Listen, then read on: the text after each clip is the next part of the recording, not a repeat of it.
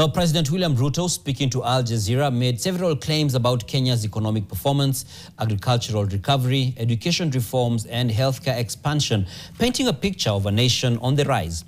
NTV's fact-check desk has compared some of his statements against official data and independent reports. Here's Laban Shaban with the details.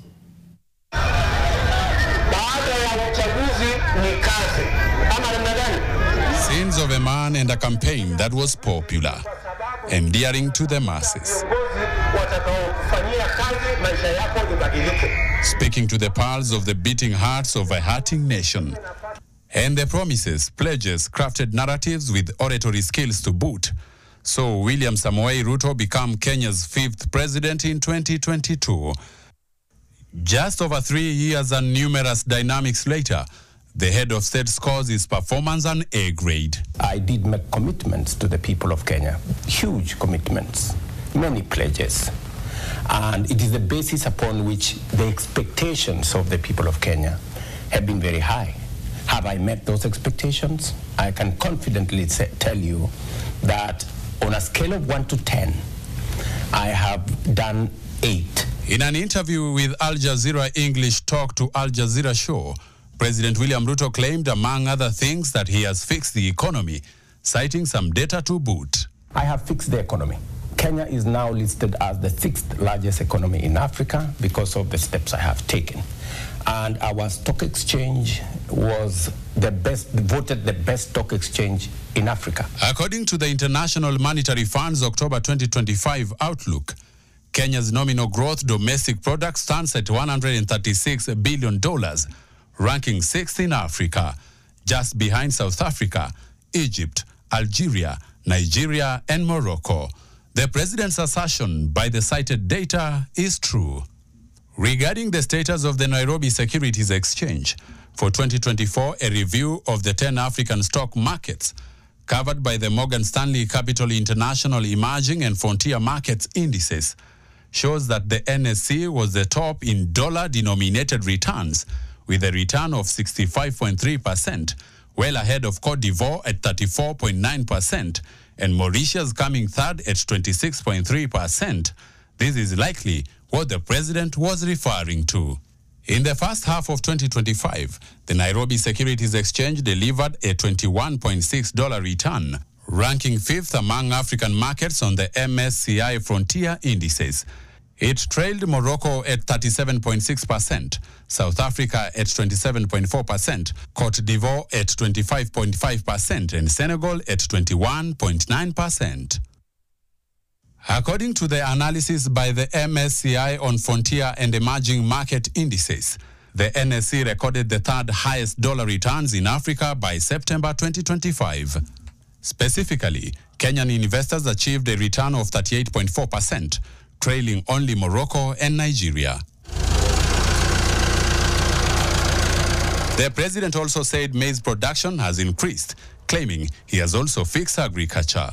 Today, we have increased the production of maize by 50%, from 44 million bags every year to now close to 70 million bags last year.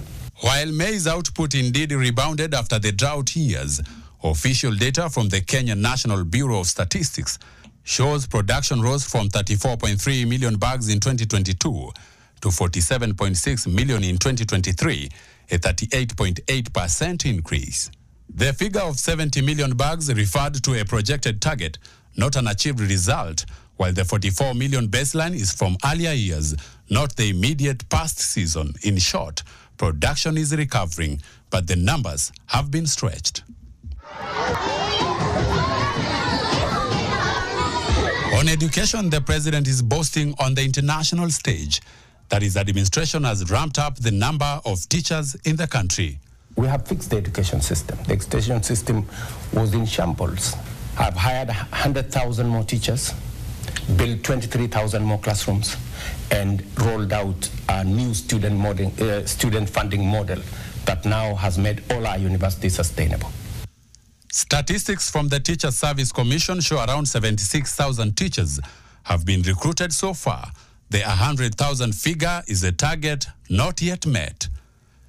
Meanwhile, the government is on course to recruit a total of 24,000 more teachers by January 2026, reflecting ongoing progress toward the target. Turning to healthcare, the president noted that the social health insurance coverage has risen. We had 8 million people on social health insurance.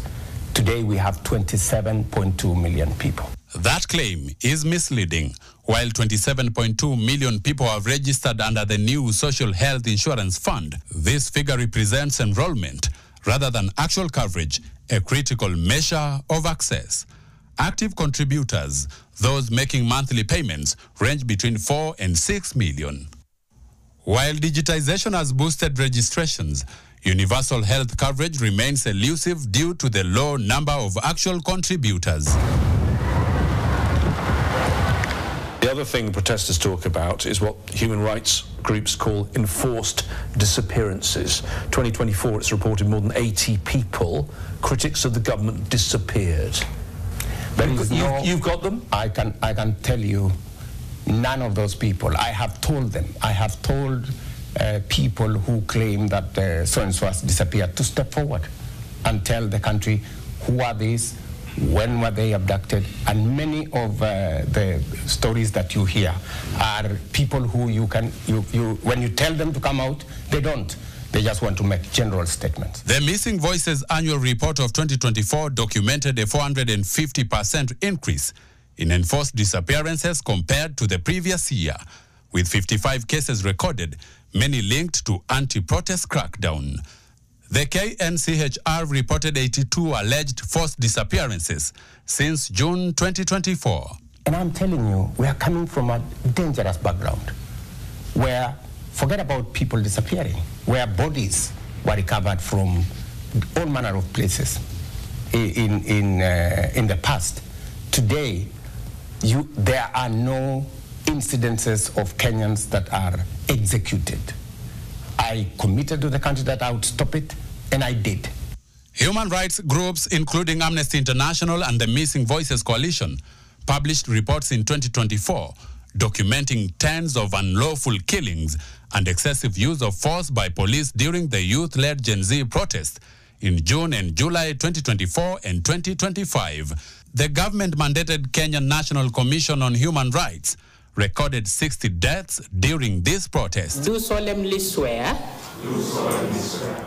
In August 2025, President William Ruto issued a proclamation establishing a framework to compensate victims of protests and riots dating back to 2017.